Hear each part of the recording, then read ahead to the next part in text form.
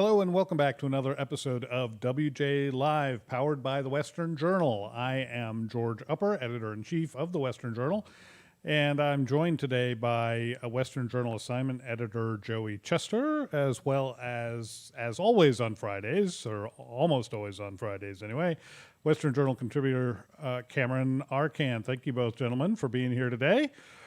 Today we're going to talk about our porous southern border and some of the efforts to do something about that in Congress, and also some of the more tragic consequences of that border situation. But before we get to that, Joey, you told me earlier today that BLM, Black Lives Matter, the organization, BLM, thinks that black people should just stab each other to death and nothing should be done about it. You want to explain that? Unfortunately, I have to explain that. Yeah. That's the point we've gotten to this week. Unfortunately, it has been a pretty rough week for the United States. We had the very divisive case of George Floyd, the Derek Chauvin trial, and the guilty verdict of that. And then on that same day, there was the shooting of Micaiah Bryant in the case where she was attempting to stab another girl, and officers miraculously intervened and stopped it just in time before the knife was about to get to the other girl's neck. So there's an update from that today that I just want to share before I get into the BLM narrative on this, and that is the neighbors of Micaiah Bryant, who witnessed the situation go down, have spoken out about what they saw. So I'm just going to read you some of the quotes about what the neighbors had to say when they witnessed this. "If the officer hadn't done what he did, I'd think we'd have 2 girls dead." Very true. I agree. They were calling each other the B word, so I figured it was just a girl fight, one person said. And then another person said that Micaiah was literally aiming a knife at this young lady. She needed to be stopped at that point. That young lady's life was at stake. I can certainly see why the police officer chose to stop her. So it seems clear that the consensus from everyone around the situation, they agreed the officer did the right thing. He didn't get out of his car and immediately start shooting. He waited until there was clear danger for this other woman, and he stopped it. So BLM then has taken this situation, and one of their prominent activists have said, it is now fine. Knife fights between kids are normal, and there's no need to call the cops. That's normalized stabbing. Yes, normalized stabbing. And so this is the exact quote. "Teenagers have been having fights, including fights involving knives, for eons. We do not need the police to address these situations by showing up to the scene and using a weapon against one of the teenagers. Y'all need help. I mean that sincerely." I mean, I wish I could do think of something that? other than laugh at that. It is such a ridiculous take. I mean, there's some truth to it, okay? Teenagers, I mean, if you are including people up to 19 years old, have been going at each other with knives for, probably about as long as there have been knives, right? That doesn't make it okay. It doesn't mean we ignore it. Her attempt to normalize it as if the fact, men have been raping women for millennia. Right. We don't need police to jump in and stop that. That's just a normal occurrence. It just happens. Well, those two things don't go together. The first part of that may be true. Men have been raping women for millennia, pretty much. I think that's true. Yeah. And I mean, there are biblical examples of it, so it's been going on for quite a while. Just like, young children, I think it's fair to call them children, have been engaged in fights, and sometimes those fights include weapons. That doesn't mean that it's a non sequitur to go from it's always happened, and therefore we should do nothing about it. That's stupid. I mean, that's the only word I can think of to describe that. That's ridiculous. It's just ridiculous. It's like saying, murders have happened for years. So disband the police. Just let them happen. Yeah. Or the left always likes to talk about the issue of mass shootings in the United States. Well, those have been happening for years. Yeah. So let's just stop sending the why cops to stop respond. them? Just let them happen. It is an extremely problematic narrative, and saying that we need help. Right. Those who think that teenagers fighting with knives is a problem, we are the ones that need help, Right. apparently, instead of addressing the situation and saying, maybe there's a parenting problem in America that leads to situations like this. Yeah, or a cultural issue And that a says cultural this is problem. okay. Yeah. So I am curious. Cameron's a young man. I'm Yeah. wondering how many knife fights he's been in 2021 so far. And I know the year's young, so you still have time to get into some, Cameron, if you haven't done it yet. Well, I'm trying to think through. Let me count first. That might take a little bit to see how many knife fights I've been in. But I'll say this: as someone who's on a fairly large high school campus, I'll say that school resource officers, community-based policing is a really important part of the community in keeping the community safe. Right. And now I don't know too much about the whole case with Bryant. I think we're inching towards it. We're already at this point in our culture where we'll get like these 30-second, like 5-minute clips of incidents, and then it'll trend on Twitter, become this whole issue, and it's really hard to make judgment and get the full facts of the story until we get something later on. So then you get talking heads like the one you just mentioned, and from both sides, honestly, making comments that don't really take and fully contextualize what's happening in each individual situation. And I think oftentimes people are looking at these cases of perceived police brutality and maybe taking it and blowing out of proportion, or maybe just completely ignoring what went on. And we've seen that in many different ways. We just saw it with the George Floyd trial, and it took a full-on trial to really determine what actually went on. And that's the way the justice system works in America. We don't work in a court of public opinion. We work in a court of law. And I think when we view the way we see these situations through the eyes of a legal perspective, as opposed to a more like social media and cultural perspective, that really changes the way we can find solutions to these issues, both culturally and legally. Sure. And I do want to be clear, we are making light of these comments being made after the fact. I don't want anybody to think we're making light of the situation. Right. A young girl lost her life, and I don't care what the situation is. I don't, a teenage girl losing her life. I'm not saying she is 100% responsible for that, but even if she were, even if she is, the fact that we ever got there is a tragedy. So I just want to be really clear that what we are mocking here is not that. We are mocking the left's ludicrous response to what is a tragedy, and their attempt to politicize it, as they attempt to do with everything. And this is just kind of and that's kind of the issue with a lot of our culture, just in general, is that we're very quick to react to situations. And I think I forgot who has this rule, but it's like there's like the wait 48 hours rule. I think honestly, with some of these situations, it should be wait 6 months for the full report to come out rule, and then you say something. But in this case, I think you have a lot of people on the left who are very quick to jump to conclusions, and that seems to be the case with this.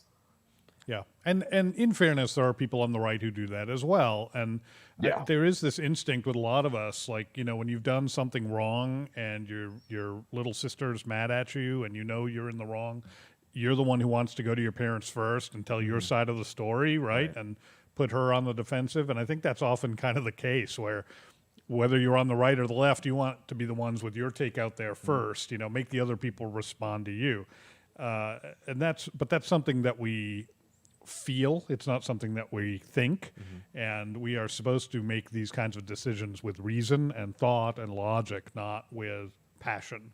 As important as passion can be, it's not a good basis for policy. I think there are a lot of tragedies in this situation. One of them, of course, being the loss of a teenage life. Like you Sure. said, George, anytime there's a loss of life, it's tragic. I mean, no one wants a situation to end up with someone dead. You don't want to. But the other thing that's a tragedy is the culture in America and the culture this girl probably grew up in to lead her to get into a situation like this. We cannot diminish how much of a tragedy that is and how many other girls and boys in America may tragically find themselves in this situation because of the culture that they are growing up in. And another tragedy on top of it is the tragedy of this narrative. What Black Lives Matter is essentially saying is we should have had 2 losses of Black lives on this day. That girl should have just stabbed it out. What happens if they both end up dead? So you're actively advocating then for the case where 2 young Black girls die simply because that fulfills your narrative. And it just proves Black lives don't matter. And so I want to just pivot here to a point about why they actually don't care about Black lives. One day before the Micaiah Bryant shooting, there was a situation where a 13-year-old Black girl stabbed another young teenage girl, allegedly fatally killing her.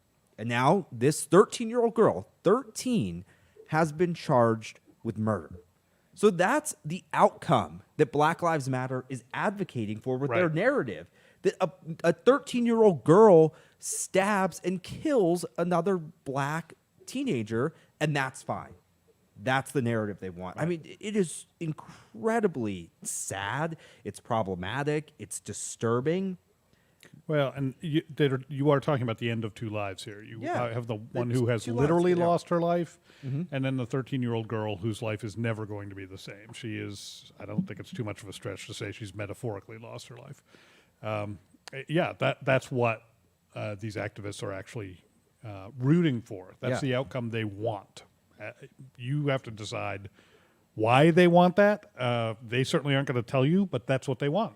That's clear from their actions and their speech. This was a case where the cops couldn't get there. The cops couldn't intervene. And there's 2 young Black lives destroyed because of it. Where in the case of Micaiah Bryant, there's a Black life that's saved. And from the videos we've seen, that girl is clearly thankful that the police were there to intervene and stop the situation. It's so sickening to me to see Black Lives Matter and the left's narrative on all of this. I mean, I think this is some of the worst they have exposed themselves. They've really shown their true colors in all of this.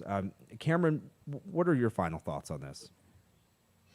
I think it's a tragedy with most of these incidents, no matter how you slice it. And I think everyone needs to take a moment, regardless of what side you're on, view it through a human lens, not a political one, and really just kind of see and understand that there's issues in a lot of communities and issues between people.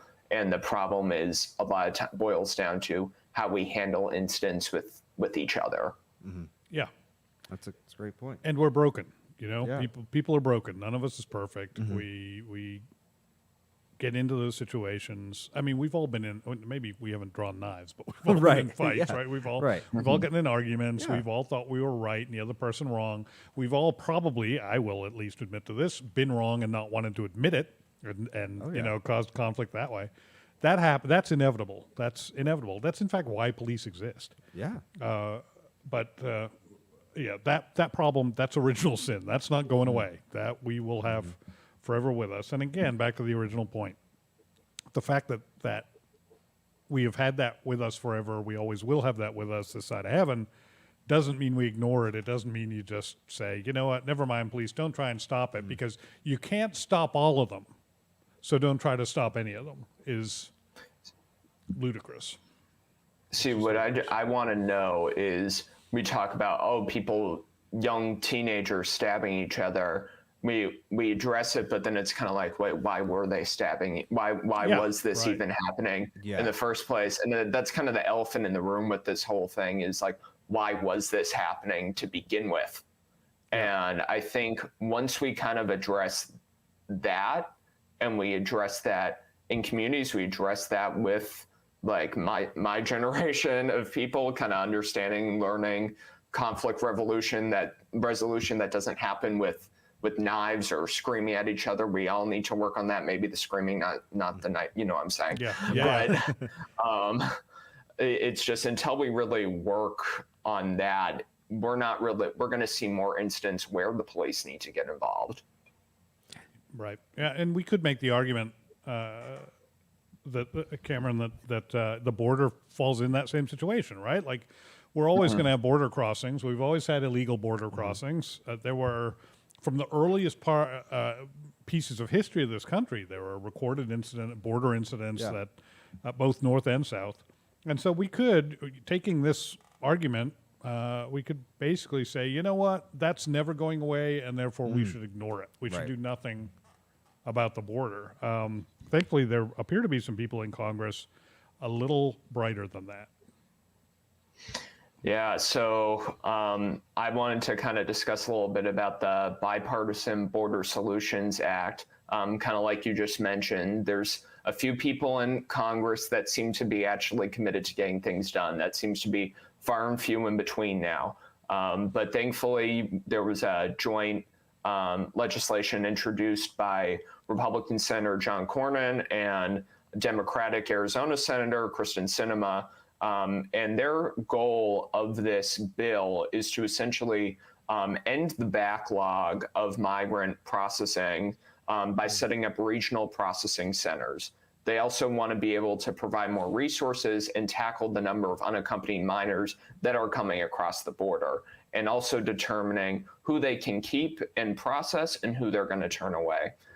This has gotten both bipartisan co-sponsors in the House as well, and hopefully that it will pass, given the fact that the Biden administration has done very little in hindsight to actually stop this crisis. We're seeing a significant uptick in the amount of children that are coming across the border, adults as well, and it's creating a really awful situation in our communities. So what I wanted to ask you guys was, what are your thoughts on this bill? And maybe what do you guys think about this potential solutions to ending this border crisis? Because now it seems that Congress has had to step in when it really shouldn't have been that case in the first place. It should have been dealt with by the executive branch through those resources. This should have never happened in the first place. But what are you guys' thoughts on kind of this legislative branch stepping in now?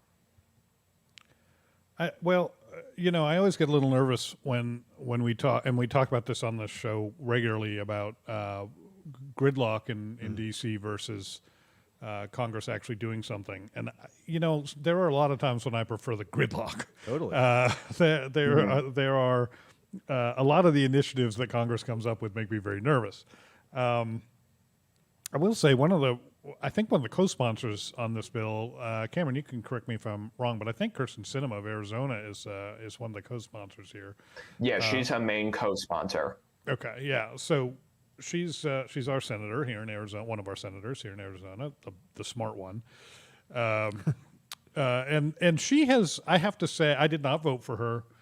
Probably won't ever vote for her, but I have to say she has pleasantly surprised me with her willingness at least to discuss things with the other side of the aisle. She and Joe Manchin, of course, are two of the people who are most adamant in the Senate about preserving the filibuster, which I think is smart and long-sighted, as opposed to some of the short-sighted efforts of much of the rest of the Democratic Party. And I would say that, you know, if the situations were reversed, just to be clear, if it were the Republicans trying to end the filibuster, and I don't know, pick a Republican that you don't like.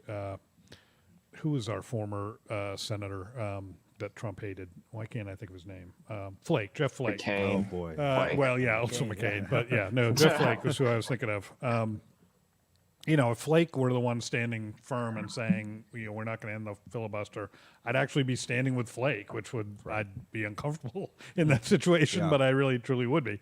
That just shouldn't happen. And so to see her make some principled stands that I think are smart stands and as I said, long-sighted. They're not short-sighted stands. That's been very refreshing to me.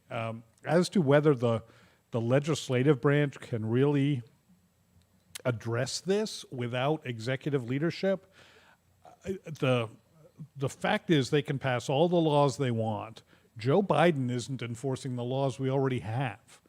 So I don't know how effective this is going to be. If I agreed with everything in the bill, and I haven't read it, so I'm not going to try to comment in too much depth there. But even if I agreed with every word of it, which is highly unlikely, I would have very little confidence that Biden would Execute it enforce it. properly. Yeah, exactly. Even if we could get a majority in the House and Senate to vote for it. Yeah, I agree. I don't have a lot of faith in Congress, and I don't have a lot of faith in a bipartisan group of legislators passing a bill that's actually going to do something about the border crisis, because I have not seen any Democrats really willing to step up and take a hard stance on the border crisis. You might be able to take a really moderate stance, we need some more funds for security, drones and sensors and stuff like that. Right. But I don't think you're going to see any Democrats. I don't even think you're going to see Kristen Sinema advocating that we finish the wall. I don't think we'll see that in it. And the fact is, Joe Biden, as the executive, he was left with a set of tools and processes in place when he stepped into the office to keep taking care of the border, and he stopped them. So do I think if Congress passes, who knows if Biden would even sign it into law? Yeah. He has showed failed leadership on the border crisis since stepping into office. He has made it worse every step of the way. So I think one of the solutions, one of the easiest, would be finish the wall construction. I don't know if you guys have seen some of these pictures and videos from the border where there are literally like mile-long gaps in border wall where you can just walk across now. And these migrants are walking across, not just onto public land, they're walking across onto people's ranches, walking by people's houses, into communities. Yeah. We have catch and release again. There was just a story today from Representative Andy Biggs from Arizona. He got some exclusive photos where the feds are putting up migrants, illegal aliens, in hotels in Phoenix, and then they're driving them in buses to the airport and putting them on airplanes, all taxpayer funded. Yep. I mean, so you have to end that, end catch and release, finish the wall, pay Border Patrol agents more, hire more Border Patrol agents, invest in technology. I mean, it seems like solutions are obvious, but Joe Biden and the rest of the Democrat Party just doesn't want to act on them. One thing I'll maybe add on to that, though, is we're in a tough situation right now where even if we put all those things in right now, we're still dealing with the backlog and the people that are already here. And I think what's going to be most dicey about it is technically you could send back maybe every family, every adult migrant back to Central and South America, which I think is probably not the most, and at least in my opinion, probably not the most ethical thing you can do. But then even then you're still left with thousands of unaccompanied minors still at the border. And I think the first issue that they should be taking care of in any sort of form right now, which I'm feeling very pessimistic about this, is figuring out what's going on with the minors at the border and figuring that out first. And once you figure that out, in terms of maintaining the current crisis, also figure out what you can do to prevent this from happening again. But it seems like under a Democratic administration, like you said, that's probably not going to happen because they were running a very elaborate, for lack of a better word, PR campaign to basically be like, Trump put kids in cages, and now we're going to release kids from cages. And that was the narrative for a while. And then it's like, okay, so you're going to, and then you looked at the photos and looking at all this stuff, they kept basically every maybe sort of negative thing about the Trump administration, but they also got rid of some of the very good things that they did. That's right. Like, too. So it was like they what they picked and chose for what policies to keep was very convoluted. And I think that created a whole big issue. Even the whole thing with the cages thing, that claim that the Democrats were making was debatable in of itself, depending on where you were getting your photos from. So I think when we talk about conditions in the facilities, they've done nothing for that. But when it comes to needed border security, they were like, okay, let's repeal all the Trump policies there. So Yeah, it doesn't make a whole lot of sense. one of the things that you have to do, and a lot of people have said this, is you have to secure the border first. Whatever we do, and I think there are a lot of different opinions on this, and some of them, I think a lot of people with acting in good faith and good conscience can disagree on what this should look like. What you do with the people who are already here, and what's the most humane and legal and moral and logical thing and effective thing to do with all of those folks, that's a separate question. You have to answer that secondly, because if you answer that first, you're just going to keep answering that question, because whatever you do with those people, you're going to have to just keep doing it when they get replaced by more people coming over the border. Right. The first thing you have to do is secure the border, limit that pool of people that we have to find an answer for to the people that are already here, and then we can start having that conversation, and it becomes a lot easier. I think it would become a lot easier for the left to reach out to the right about that second question, about some sort of limited amnesty, about some sort of path to citizenship for some group of these people, if the right could be assured that that was the only group of people we were dealing with. From then on, it was all going to be legal border crossings. The number of people coming across illegally would be so small that it just, it would not augment that pool in any significant way. I think that would be a much easier conversation to have. It would be a lot easier to get people in the Republican Party and on the right to come to the table and have that conversation if the conversation were in good faith. But to have it in good faith, you have got to secure that border first. And the left just refuses to do that. I think the left, they try to act like they're saviors, right? They are it's what they want to be. They want to be. Yeah. They want to be the humanitarians, the civil rights and the human rights. Yep. But there are atrocious human rights violations and atrocious conditions at the border. They are not saving anyone. They are putting lives in danger, American lives. They're putting children's lives in danger. Yep. They're putting migrant lives there. I mean, there are so many people in danger because of the Democrats. And so it's like the right in this case, we are the ones that want to come up with a solution to stop these violations and these humanitarian issues at the southern border. It's not the left, and They've gotten much, much worse Yeah. under the Biden administration. And human trafficking and issues like that are so important, and it happens at the U.S. border, but the left fails to address it. And I think it's an opportunity for the right to seize on that and work on that issue. George, what do you think? I agree with that. Yeah. In fact, we did a story that came out just today, and it was more, it wasn't specifically related to human trafficking at the border, but the subject of human trafficking and illegal immigration are so closely intertwined. We don't even know what percentage of unaccompanied minors, or for that matter, accompanied minors, crossing the border are being trafficked. Or are subject to trafficking once they're in the U.S. even. What we do know is that human trafficking is a $9.8 billion industry in this country alone. We know that the number of minors trafficked each year is in the six figures. It's over 100,000 annually. We know that the average age of a girl who is trafficked is 13 years old.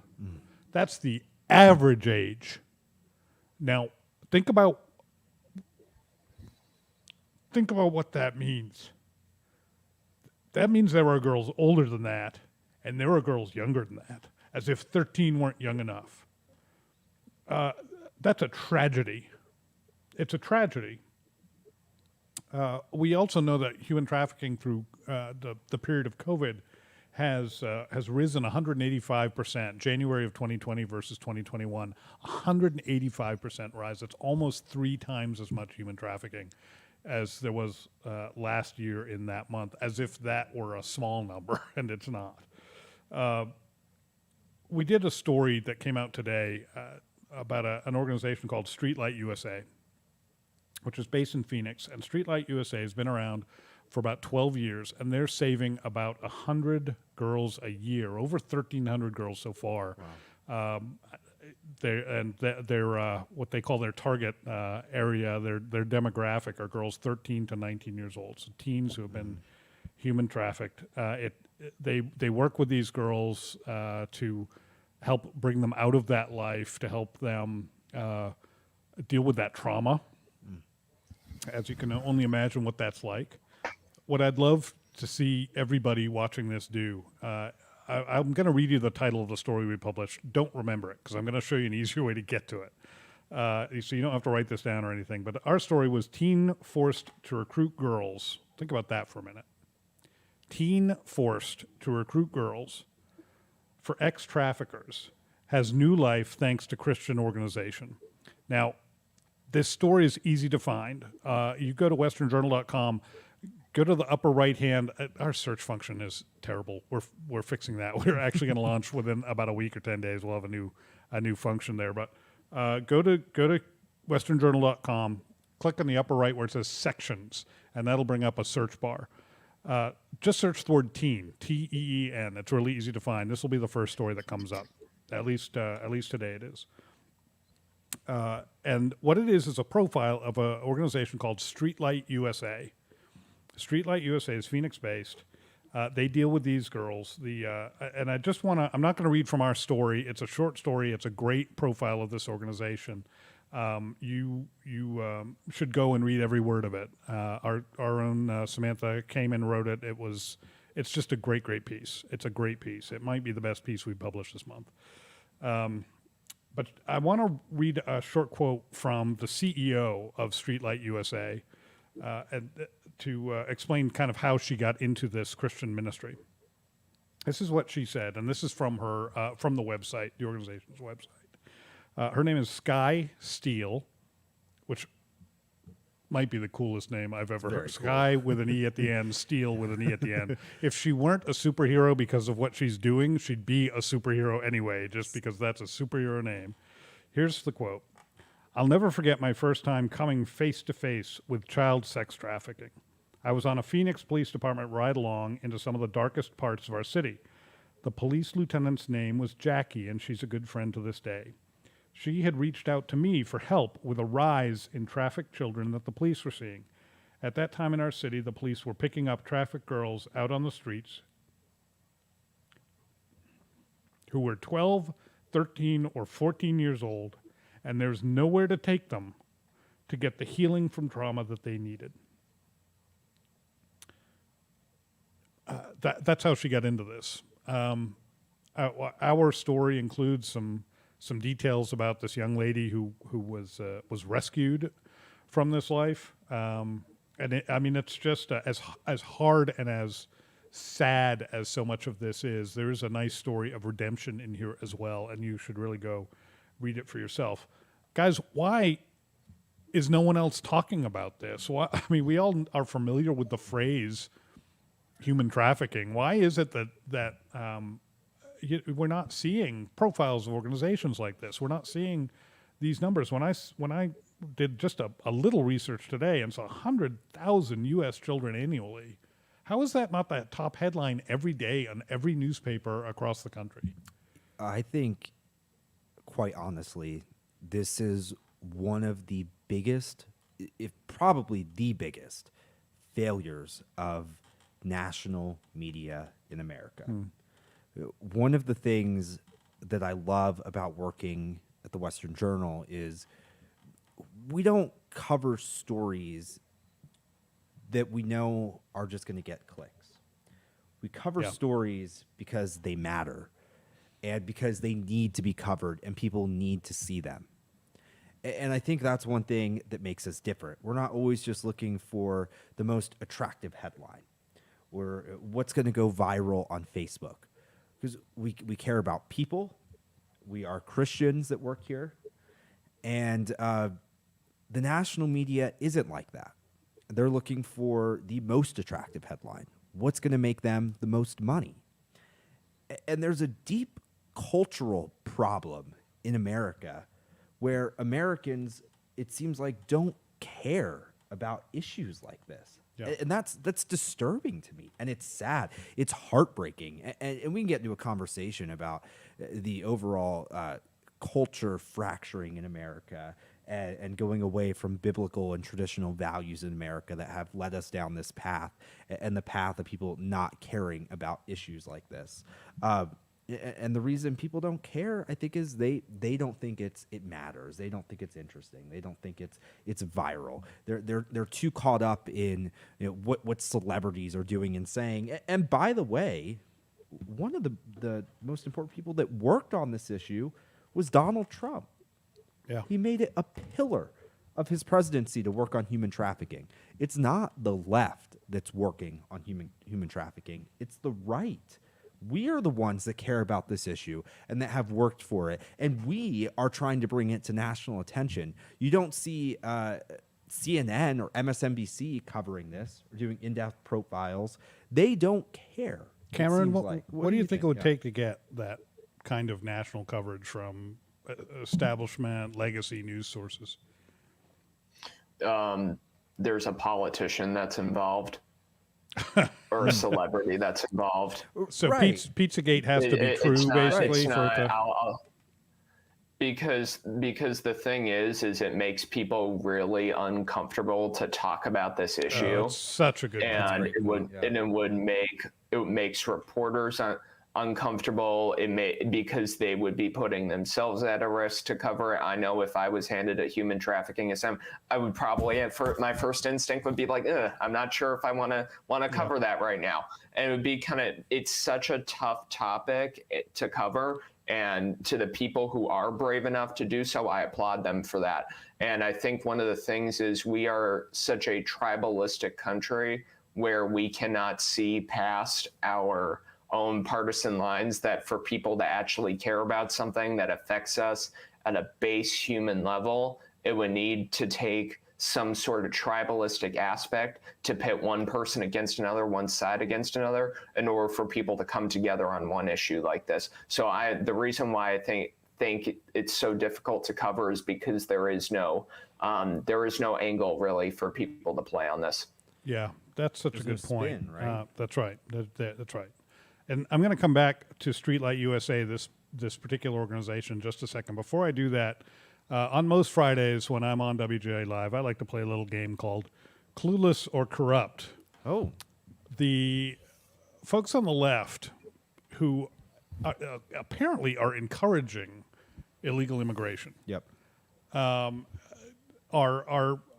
either clueless as to the results of their policies and how it actually encourages human trafficking, or better allows it at the very least. Either they have no clue that that's the result of their policies, or they understand it completely and they don't care. Those are our options, okay? They're either clueless or they're corrupt. They have their own agendas they're going to follow, and since this doesn't help them accomplish that, they're not going to follow it. Cameron, let me get your take first. Clueless or corrupt on human trafficking in the Biden administration? I'm going to go clueless on this one.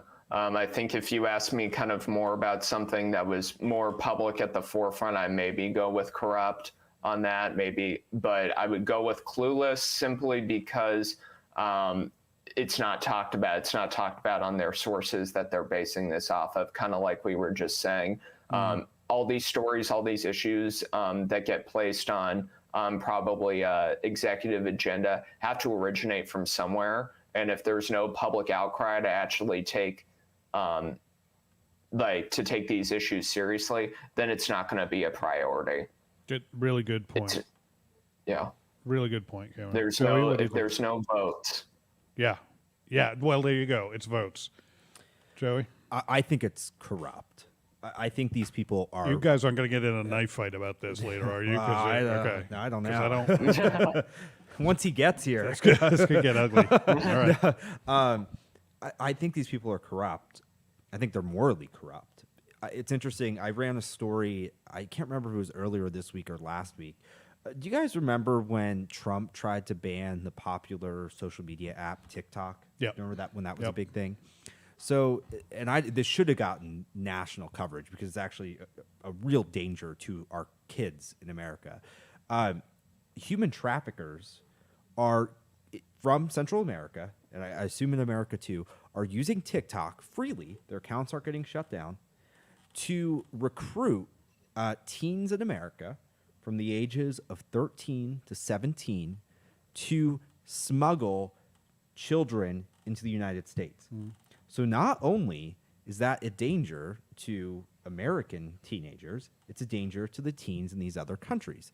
And then you deal with human smuggling, you get into sex trafficking.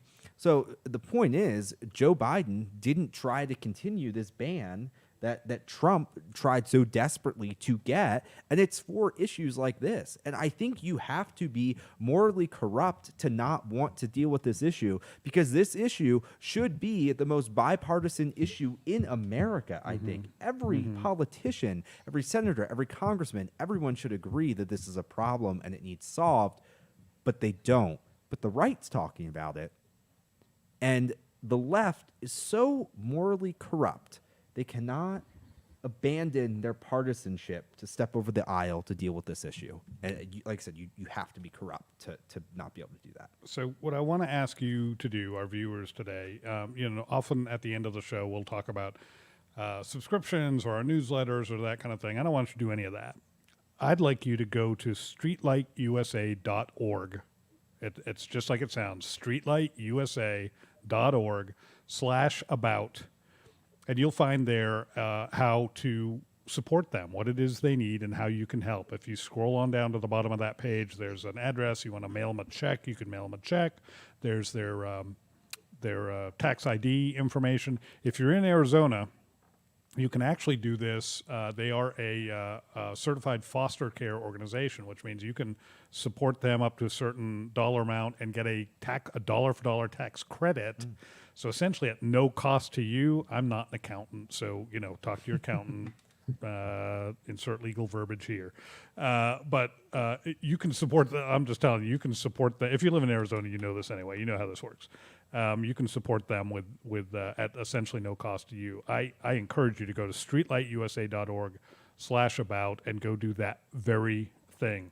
Final programming note. This is our last show to be organized and aided by our long-term intern, Allison. She's been an intern with the show for 6 or 8 years. I can't keep track. It's been a long time. She's just wonderful. I just finally learned her name this week, though, because Good job. interns I don't pay a lot of attention. But Allison, the truth is, Allison, we'll miss you very much. She's staying with the company, but going on to a different role, and we're glad to keep her and sorry to lose her. Allison, you've been a big part of making WJ Live a success, and we wish you the very best in your new role, and we'll miss you in this one. Cameron, thank you for joining us. Joey, thanks for being here. Thank you, guys. We'll see all of you next time on WJ Live, powered by the Western Journal. Stay safe. Hey guys, huge story. We need a fresh card. Let's red label it. Roll as fast as we can. All right, on it. Sounds good. All right, guys, we got a red label breaking story. Can we get a picture for that? And can we try to get that out in the next 20 minutes? I want eyes on it as soon as possible. On it, Joe. 2 more minutes and we'll be live. Sam, we're going to need a slot for that story, so figure out what you want to bump. Ashley, we're going to want to translate it into Spanish yesterday. Sí, señor. We can slide it in at 2:30. It should be going out here in about 10 minutes.